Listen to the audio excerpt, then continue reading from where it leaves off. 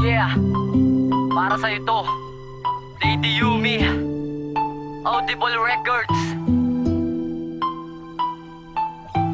Tapos na ba sa atin ang lahat?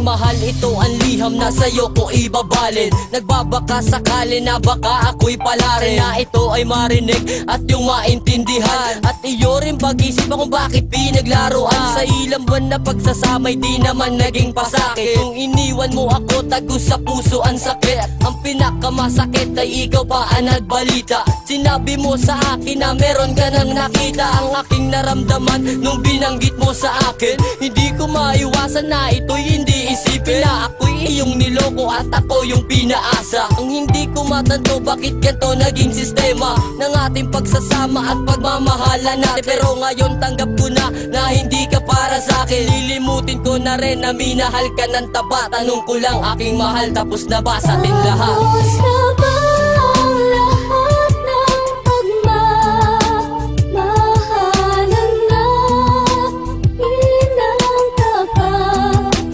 Di ko makalay na di magtatagal ang ating pagsasama, kaya't maalam na.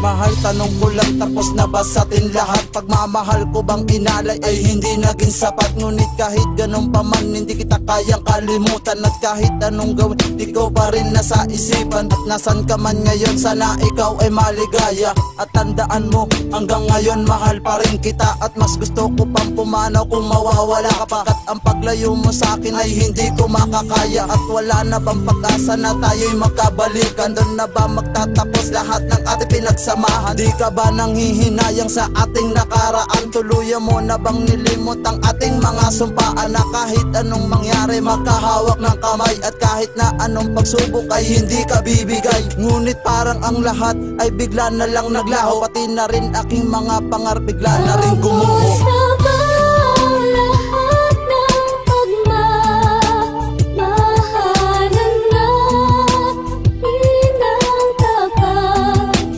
Di ko makalay na di magtatagal ang ating pagsasama, kaya't maalam na.